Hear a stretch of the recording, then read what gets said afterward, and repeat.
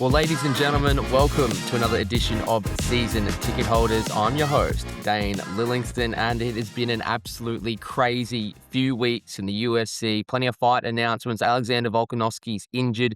Jack Della Maddalena will be fighting in Perth. Alex Pereira has vacated the light heavyweight belt. To break it all down with me, he's back, our favorite Muay Thai champion, videographer extraordinaire, Alexander Volkanovski's best friend, and baby daddy on the way, Tom Hayfield. Tom, welcome, mate. How are you? What a wrap. That was epic, Dane. Thank you for having me. There's a lot going on. There's been a lot happened since we last spoke. I'm excited to be back, man. And yeah, plenty to talk about today. I'm excited. It's going to be good. Mate, I just want to dive straight into Volk, mate, because I got the chance to interview him just over a week ago on Zoom. Obviously, we know he's coming back from that Lopez decision. Didn't really take any damage. He revealed that he could have retired. I thought that was surprising. Like I said to him, did you find that like a silly media beat up type of headline heading into that card in Sydney? And he said, no, not at all. Like, I didn't find it silly. Like, if I had taken a lot of damage and if something crazy did happen in there where it didn't go his way, he said it definitely could have happened. So I found that surprising that he did admit it. And then basically just talking to him, man, he's so positive. Like we've said this a million times before, but you dealt with him recently as well. The most chill, laid back, down to earth, fighting champion, I think, in history that we're ever going to see. The bloke on the farm cooking with Volk. He did reveal, I think, the biggest newsworthy thing out of it, and I just listened to his podcast with Demetrius Mighty Mouse Johnson as well. He revealed it to me as well, but he's still dealing with that shoulder injury. He still can't do contact training for around 6 weeks. He told me 6 to 8 weeks, and so he still can't actually get in there. He can't perform. He can't, do full training yet. And he is going to be in London for the number one contender fight between Lerone Murphy and Movsar Evloev. So what do you think about that, Tom? He's still injured, not ready to fight yet, but we sort of know the path. He's basically given the UFC no choice. He's going to be in London for that number one contender showdown. What do you reckon? That's crazy. So can we confirm that injury happened prior to his fight? It didn't happen after the fight. So he went into that fight with that shoulder injury.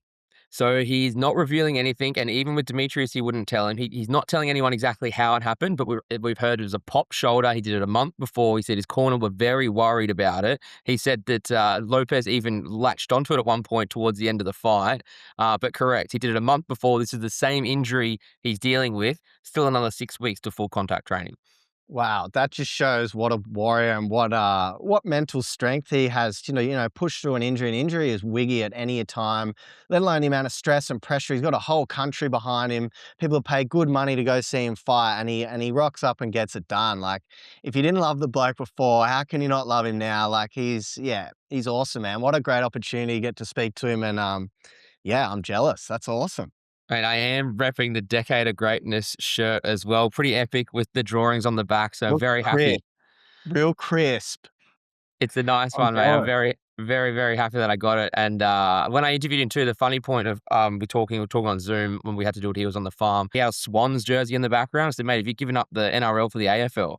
And he said, no, that's just one of many jerseys. He has a Rabbitohs there for his wife. But he was just very chill about it, mate. He's been in a good mood, and it was great to see him out there on the farm. So Did he invite you down to the farm, Dame? We could go down and do a little one-on-one interview and show and tell around the farm. Or you can interview and I'll do the filming. oh, is that what you've been invited to, mate? No, I asked if he invited you to. We can go. No, I'm saying I wouldn't be surprised if you would invite her. You guys are so tight now over there at Channel 10 and Paramount. Yeah, well, I just latched to you, Dane. You know that's what the program is. 100%. No. No, you're right, Tommy. I'll get him out there. Would like to see Volk in person sometime soon. It'd be good. And mate, before we go any further to it, the news, there's a few special little milestones for season ticket holders. You've obviously been a big part of it as well. So thank you for all your help over the past 12 months. I didn't realize last week, but we have passed the 12-month mark. So it's officially been 1 year of season ticket holders. Thank you for the little clap. Congratulations. And to celebrate, thank you very much, mate. We do actually have our first sponsor jumping on board. It is National Freight Management. They specialize in domestic freight from cartons through to pallets nationwide. So go check them out on the website. I'll put the links, all the information for the company through the podcast, through the information page, through Instagram, Linktree, all that type of thing. So jump on board, and thank you very much to National Freight Management. Big milestone for me. So thank you very much for coming on board and supporting, guys. Tommy, not the only Australian news with Volk. Jack Della Maddalena, he's coming to Perth. Carlos Prates was actually out here in the lead up to that Volk card. I thought it was a bit weird that he did the Q&A. He actually Mm. dropped the date when he was here. I tweeted at the time, May 2, Perth, RAC Arena. Jack Della Maddalena trying to bounce back from losing the UFC welterweight belt. Pretty awesome fight, mate. What did you think when you heard this one? Well, he kinda let it slip, didn't he? And it was a bit of a rumor, and it's come true, so I'm so excited. That's gonna be just a striking masterclass. There's 2 guys that go out there and just absolutely bang. I can't really see this going to the ground. They're both there to knock you out, so strap in. This is gonna be all time, and Jack in his hometown of Perth, he'll have, that whole stadium full of just locals, his mates, and just ready to watch him rip and tear. And what an amazing opponent in Prates. He won a lot of Aussie fans over when he was here. He was, smoking durries, and he's a bit of a likable guy. He's pretty funny. So man, I think that's gonna be packed, and that's gonna be one of the best fights we've seen of the year so far, I reckon. Yeah, mate, it was an absolute experience. If you've never been to a UFC Q&A before and the types of people that turn up to those, let me tell you, next time you should do it. It was hosted by John Anik. It was hilarious out there at Kudos Bank Arena. I went there for work, and some of the questions getting thrown around, mate, I can't really repeat here. He did get asked a few times, would he ever give up cigarettes? Would he ever give up the darts for training? And he was like, no. So, yeah, that's just the type of guy he is. So it makes sense now they brought him out here, trying to hype him up for this fight. Obviously, JDM, mate, very disappointing going up against the potential GOAT in Makhachev in his last fight. We all know how disappointing that was. I had some guys at work call that the worst fight they've ever seen. But of course, if you're not an MMA fan, it probably did look like that a little bit to fight outside. But that just goes Mm, to show also how dominant Islam is. mm. Mate, one other thing I did see that was interesting about this is that it's actually going to be in prime time for Australian time. I believe the plan is to have it actually be on a Saturday night in Australia. I believe that's the plan. Instead of being the traditional Sunday lunchtime, so it's in prime time in America, they are actually going to show this. So that's pretty cool, right? We don't see that. I don't That's think that's ever. wild. We've Yeah, I never don't think seen that. no, I know, back at the Brisbane Entertainment Centre back in the day and Bigfoot and Mark Hunt, that 5-round epic, I think we got up at, like, 5 a.m. or maybe didn't go to Mm. bed, to get to that card, and it's always been like that. Obviously, the UFCs in Sydney have been between 1 and 2 p.m. starts the last few years. Perth, obviously, a bit of a different time zone, so things will change, but I believe that is the plan to have it Australian prime time, so that's pretty exciting too. It'd be awesome to get over there, see if they're gonna make that a bit of a card, but it is a fight night, we can't forget, so I'm not expecting complete fireworks, but it is locked in for May 2. JDM back in his hometown of Perth too, don't forget, mate. So that'll be an absolute banger. That'll be amazing. I can't wait. So if it's Saturday night in Perth, say if that starts at 9 p.m. or something, that's gonna be midnight in Sydney. So it's gonna be pretty late. That you could be right there. I'm not sure when they were saying if they meant it was going to be prime time in Sydney or prime time in Perth. I guess it would make sense if it Okay. was in like the late afternoon Perth or here, but I mean, even Yeah. then, yeah, I'm not 100% sure on how they're going to work that one, but still be cool anyway. I mean, not being on a Sunday during the day, maybe it might be a little bit too late for us, mate. We are getting old. Who knows? Nah, we'll stay up and watch it, Dane. We'll be fine. We'll be Yeah, fine. right. But yeah, I'm um, excited, man. JDM, he's like, he's got to bounce back after Islam. If he can come out and prove a point with this, and potentially put a stop to Prates, who is on a rise, on a tear, and he can really stamp his spot, let everyone know, like, yes, he lost to Islam Makhachev, but he is obviously the GOAT. He's next level, but he's still right up there, mate, and he's not going anywhere. So I hope that JDM can bounce back with this one. Yeah, Prato 6-1 in the UFC since winning on Dana White's Contender Series back in 2023, the number 5 ranked welterweight, mate. So that would definitely put him on the path to the title. And obviously for JDM, much needed building block to see if he could ever get back into that title frame again. But I'd expect him to bounce back, man. Just knowing what we know and that Bilal fight and the improvement that he showed, I don't know if Yeah. anyone could improve enough to stop the wrestling of Islam Makhachev. Like, what could you possibly do? I think he's still got plenty plenty more to give in the UFC. It's just going to be interesting to see. Obviously, this is going to be a crucial one if he can get this win just to bounce back for the confidence at the very least, where it could go from here. But he Yeah. probably faces a long road back to the title picture. I don't think anyone's going to be screaming to see, as long as Islam's the champion, it's going to be very, very hard for JDM to have another title fight in the welterweight division.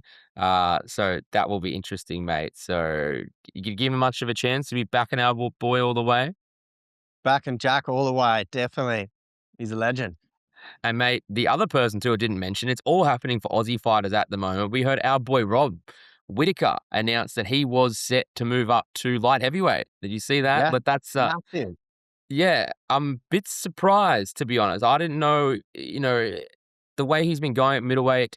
Obviously, he was on that path back to a potential champion fight. Then he ran into Hamzat Chimaev, and then that Reina Derrida fight, which he had some chances to win, ended up losing it by a split decision.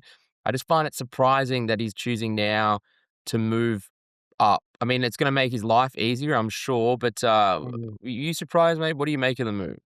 He teased that on Ariel Hawani's podcast probably like a month or so ago, and I was listening to it, and I thought that was quite interesting. And he basically just said that he doesn't want to have to do the weight cut, and he may as well give it a try. And I'm guessing the middleweight division has Hamzat, as the gatekeeper and as the champion, and he's fought him before, and probably can't really see a path through that. So maybe this is his way of moving up to that light heavyweight division and testing himself with those boys. He obviously thinks the size, might not be an issue, but we'll find out. But no, I'm excited for Rob. It's almost like a new beginning for him, and it's exciting to see.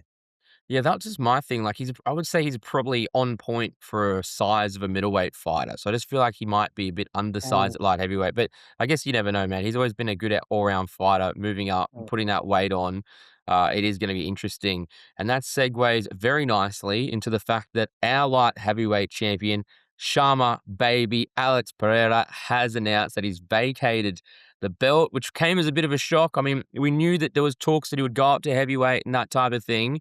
But the news broke over the weekend that Yuri Prohaska will fight Carlos Olberg for the vacant title at UFC 327. Dana White confirmed the move. He didn't really comment on Pereira's title reign at the time that they announced the fight. Obviously, awesome news for the Anzacs because Olberg, of course, is a New Zealand fighter. He's 13-1, and he's been a really nice tear since he signed the UFC back in 2020. After losing his debut, he's won 9 in a row. So very much well deserved for him.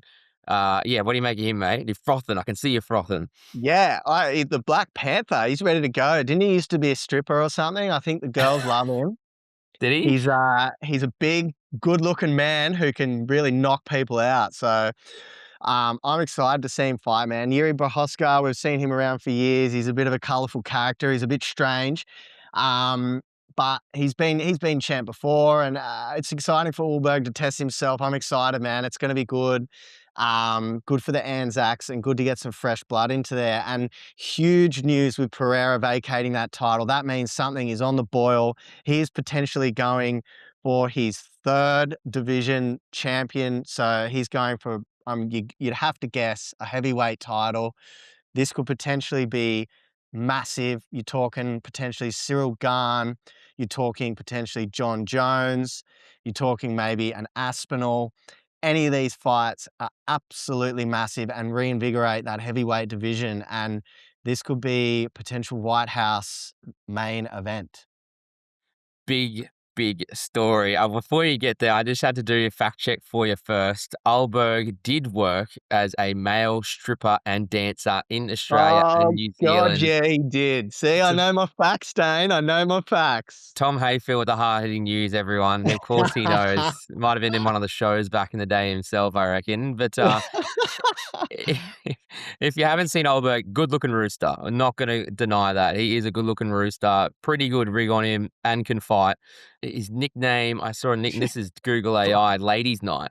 How good's Black that? Panther is his nickname, isn't it? No, I think it is as well, but they said he got a different nickname. It says Ladies Night. So I'm guessing he has more than one.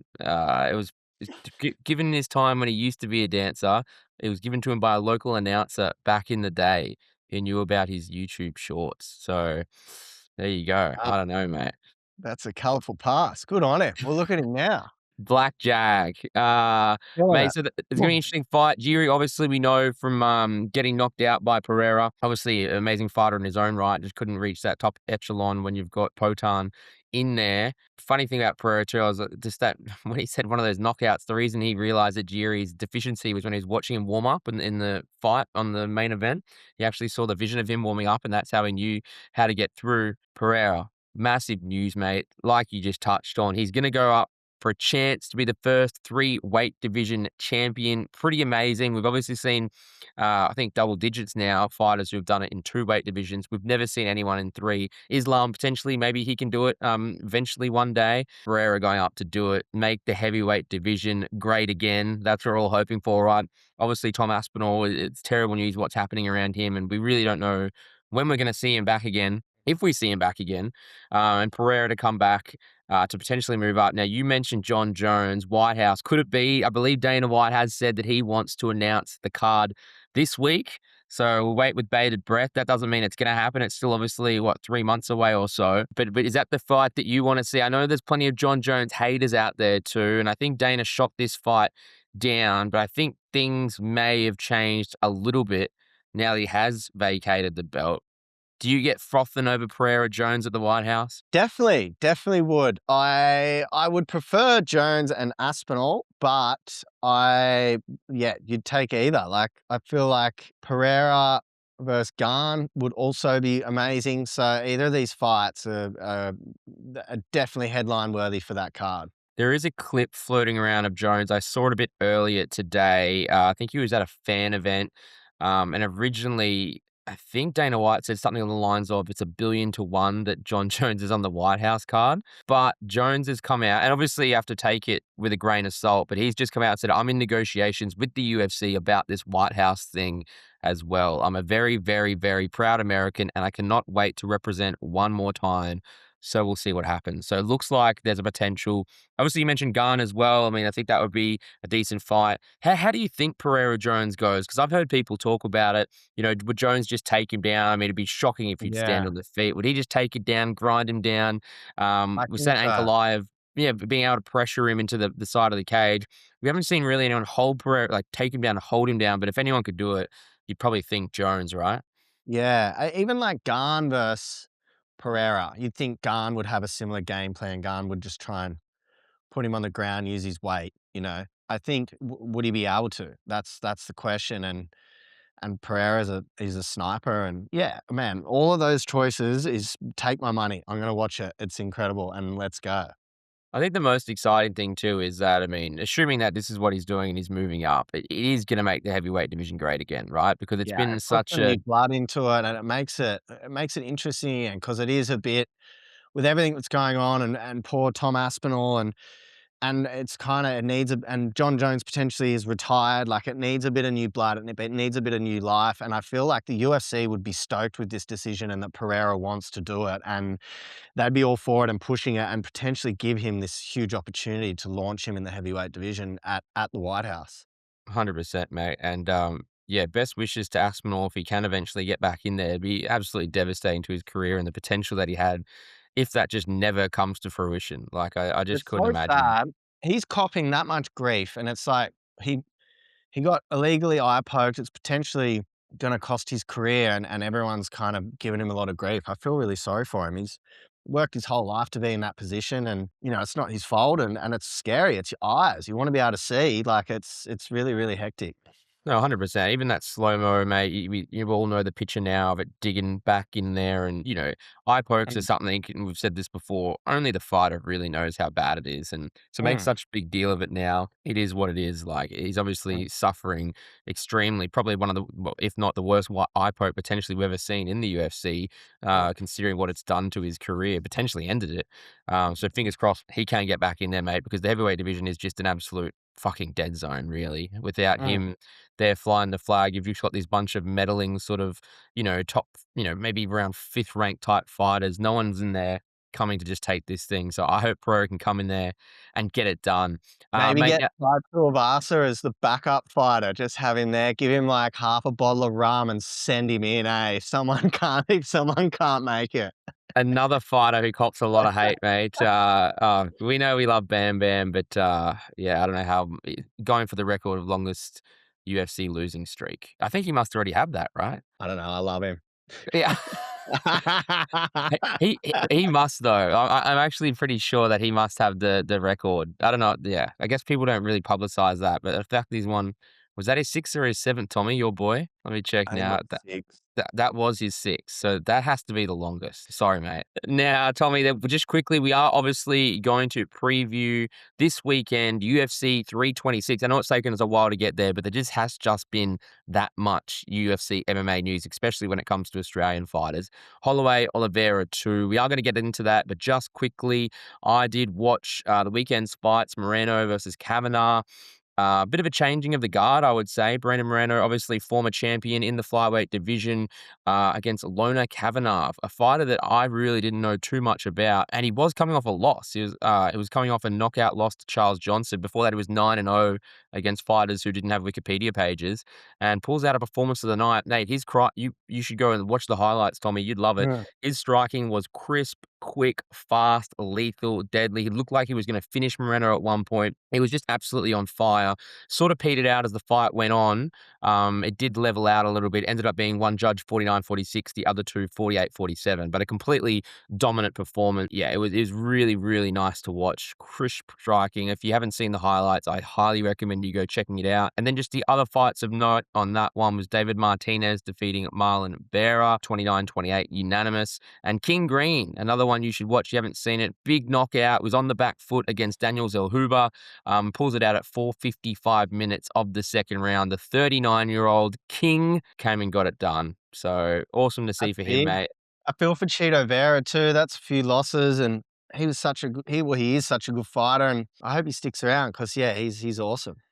That was his fourth straight loss, mate. He's now Wow. lost 5 of the last 6. In saying that, I mean, 2 of them have been split decisions. Yeah, it hasn't been finished because they've all been decision losses. I did have Martinez decision win. So yeah, Mm. it is getting rough for him. And the surprising thing too that I found was that I think he's only 33. So it feels like he's been Oh, around forever. wow.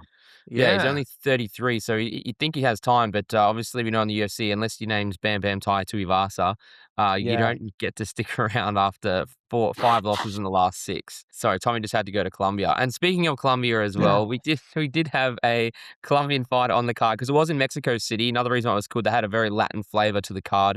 They were announcing the decisions in Spanish and in English. There was a Colombian on the fight who got the knockout earlier on that also was nice for my bets. Tommy, you ready? You're excited. Let's get into it. UFC 326. Your boy Max Holloway against Charles Oliveira. It's a rematch. These guys ran it back. I believe it was in 2015. Um, Wow. Pretty interesting. I saw the highlights a little bit earlier today.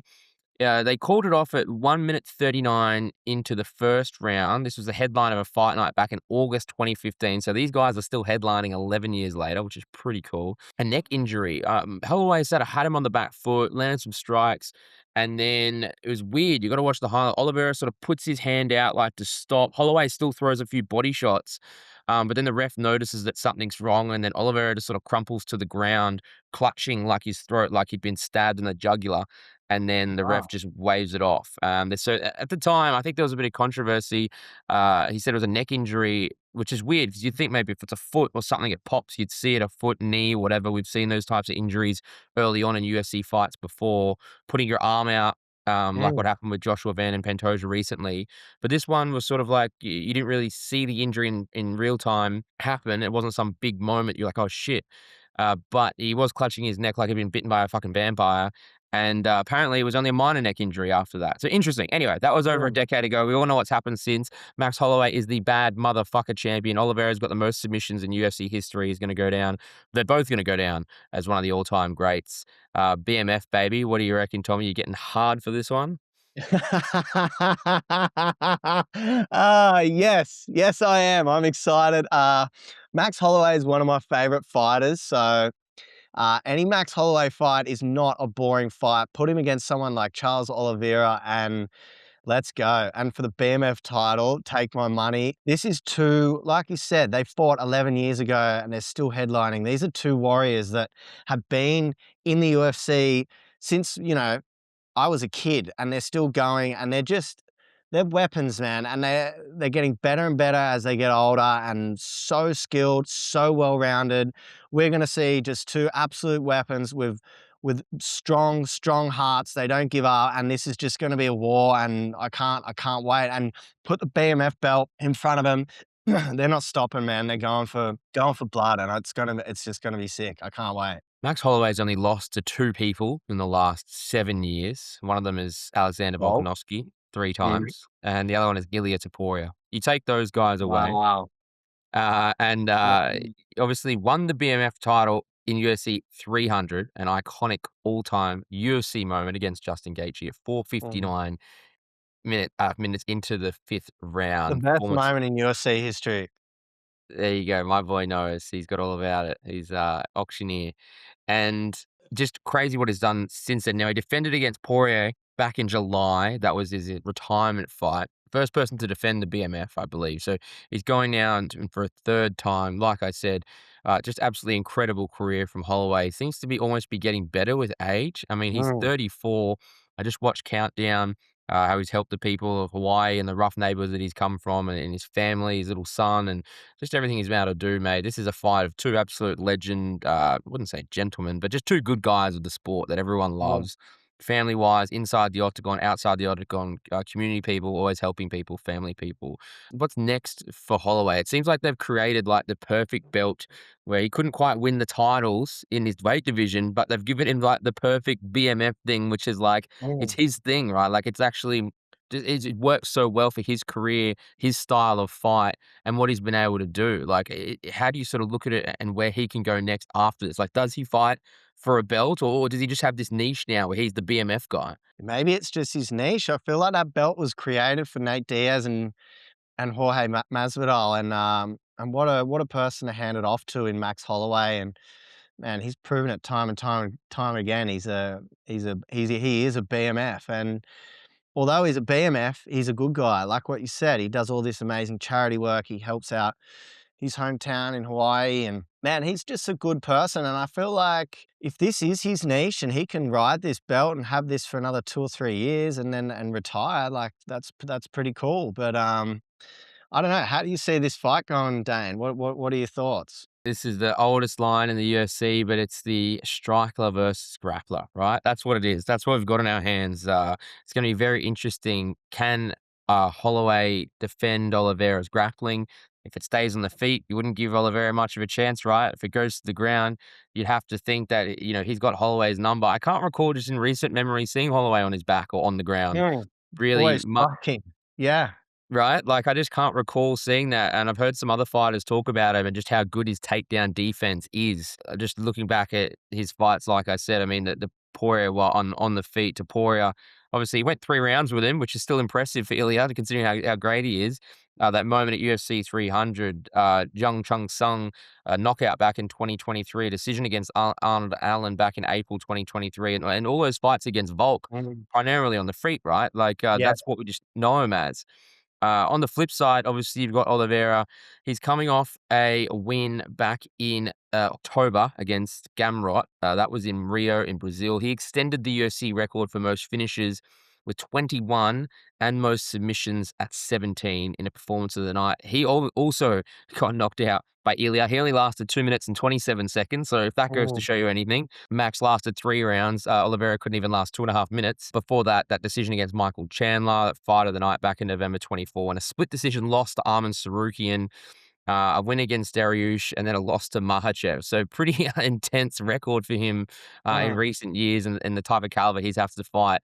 So I've been going back and forth in this one, man. Does Holloway just stay on the feet, able to stuff the takedowns, able to really prevent the grappling? Because if he does, I can see him finishing Oliveira, right? Like that's just yeah, the way I same. see this fight going. If Oliveira can get success and he can get his hands on him and take him down, I mean, he's obviously more of a traditional lightweight, more so than Holloway. Holloway's obviously moved up to lightweight now since that Dustin fight. I'm leaning towards Max. I know that's music to your ears because I don't really have to guess which way you're going. But if it stays on the feet, I could just see him finishing him, right? Like Oliveira, Mm. he has a bit of striking, but we're talking about one of the greatest GOAT UFC MMA strikers of all time and the way he's able to fight. Just beautiful the way he can string combos together and that type of thing. How do you think it goes down? I think the sheer volume Max puts in his combos, he hits you with like 8 shots in under 2 seconds, and if he can, put a few on Charles before it gets to the ground, he might have him a bit rattled, who knows, but I agree with what you're saying, Dane, it is grappler.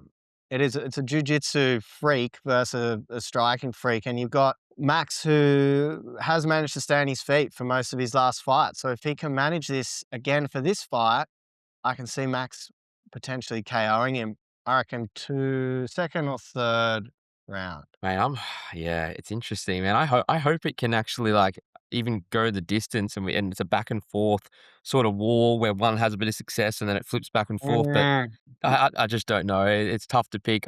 Like you said, I think I have to lean towards Holloway finishing at some point. Maybe I'll go and say as much into the fourth round. Mhm. But there's a part of me that really wants to see Oliveira win and just like latch on and get a submission and for it to be a bit of jiu-jitsu down there. So I'm gonna go Holloway, mate. Finish alongside you, but I am hoping that's not necessarily going to be the case. Now, we were talking about this just before, but it is a bit of a weaker card, which has been a little bit of a complaint since they've started this new Paramount deal. I've heard a lot of people say there was supposed to be a more of a co-main event. Renato Moicano and Brian Ortega were scheduled for this, but that fell through. Ortega withdrew for injury. Moicano was moved. And so there wasn't really any other big names. The co-main at Reina de Rida versus Kai Barao. Reina de Rida coming off very disappointing. He just sort of put himself in the title picture with a split decision over Rob Whittaker back in July, and then he got to quit on the stool after 4 rounds against Brendan Allen Mm, in their fight night back in Canada in October, if you remember that fight. He's copped a lot of shit for that, copped a lot of mm, hate. When he was looking so good in a back and forth fight against Whittaker, obviously the former champion, putting himself in the title picture. And then by many reports, I heard Demetrius Johnson speaking about it before in his podcast saying, I just want to see if he'll quit again. So he's got some fighter hate out there mm, from based on that performance. Braulio, he's coming off a loss against Imavov back in September, a decision in France. Before that, he was 17-1, and he'd only lost at one fight very early on in his career. I think he'd strung together 16 wins in a row, coming off a win against Cannonier, Craig, Magomedov. That was all 23-24, and then he only fought once last year, and that was that decision loss to Imavov. Mate, how do you think this goes down? What do you make of the quitter? Yeah, I don't know. I'm gonna go Borralio. I saw him and Jael Pattaya were at the NRL Vegas on the weekend, which was pretty cool. They were like a guest as part of the Zuffa Boxing UFC kind of merge they had with the NRL when they were over there, which was cool. So they were there pre-game, kicking around a footy out on the stadium. But yeah, man, I don't know. I feel like you're right. The rest of this card is a little bit, I don't know, not losing my mind over it. Yeah, maybe Braulio. De Ritter, I don't like him after he beat Whittaker, so I'm not a massive fan. What about That's you? the patriotic Aussie in us. Yeah, mate, I'm gonna go on Braulio decision. Again with you. After that last fight I saw against the Ritter, not even the win over Whittaker. Yeah, didn't like what I saw personally. Mate, we'll just plow through this main card then. We've got Rob Font against Raul Rosas Jr. Font, he is 38 years old, mate. He's coming off a loss against David Martinez, who he just saw on the weekend. And Raul, 21, one of the youngest fighters, if not the youngest at the moment in the UFC, Mm. already with a record of 11-1. He's won 4 straight now in the UFC, coming off a decision against Vince Morales back in March in Mexico. So he's been out for 12 months, back here again, 21 years old. I'm going to stick with the young buck. What do you think of this one? Yeah, I reckon the young buck. I feel like this is yeah, the old versus the new. So it'll be interesting. That'll be a good fight, man. That'll be definitely worth watching. I'm probably more excited for that one than the Dorita fight. Well, Rob Font could actually be his dad. Ah, So, right. There you go. I mean, it's 38 versus 21. So you could have had him at 17, and Yeah, that could nice. be his son. Crazy. Uh, rounding out, we've got Drew Dober against Michael Johnson, mate. Dober has coming off a win against Prepelec back in October. But he had 3 straight losses before that to Manuel Torres, John Silva, and Renato Moicano. So not the easiest of fighters. And Michael Johnson, UFC vet who's been around forever, 39 years old. I do remember his last fight. He got a decision against Daniel Selhuber. He's strung 3 together as well. His record is 24-19. Not something to crow home about. What do you reckon Yeah. about this one? Yeah, he's been around forever. That'll be a good fight, man. Drew Dober's always in good fights.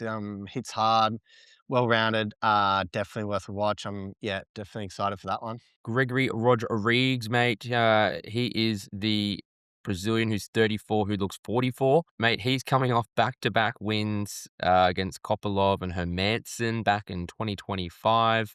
He's fighting a guy who doesn't have a Wikipedia page, my pet peeve, and Bruno the Hulk Ferreira, who's 15-2. Having a look here, he strung 3 together. He also beat Marvin Vittori.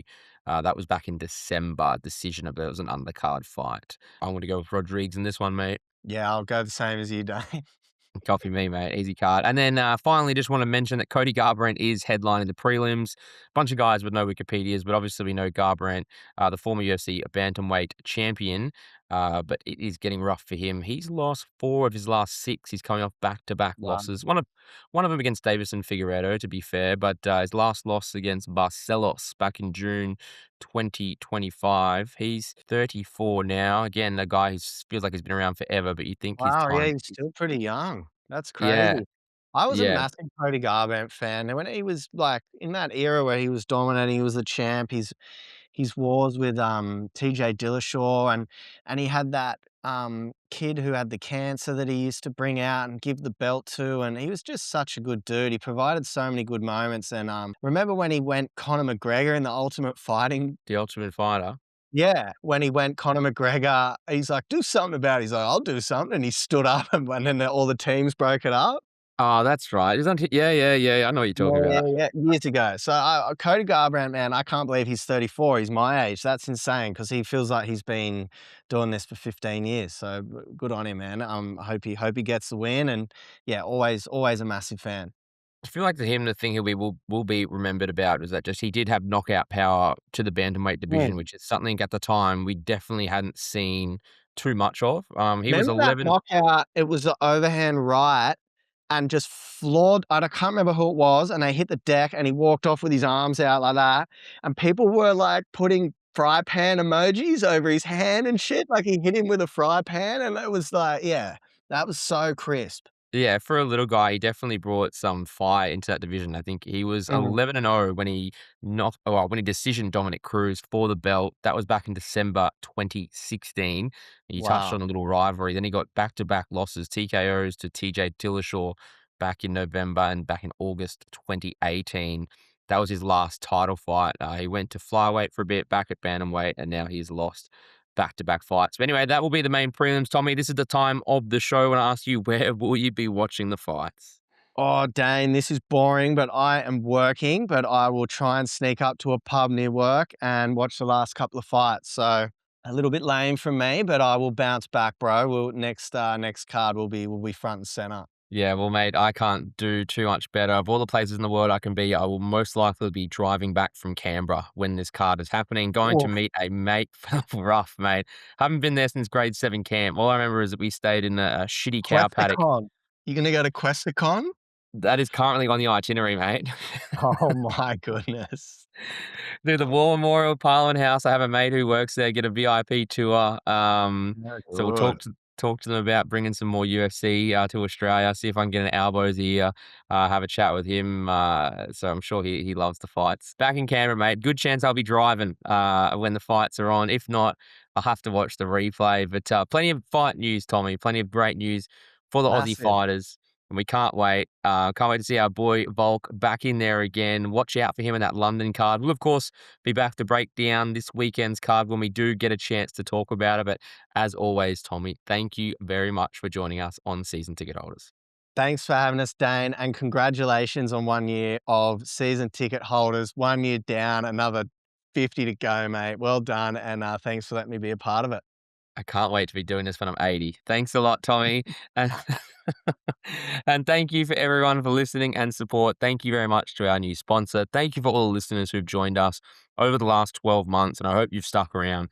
If you do want to support us even more, it'd be awesome if everyone could go on Spotify and Apple, give us a 5-star rating. If you enjoyed the show, that would really help as well.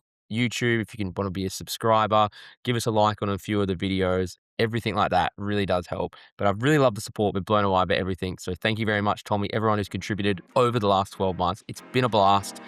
As always, take care. We'll talk to you soon. Bye-bye.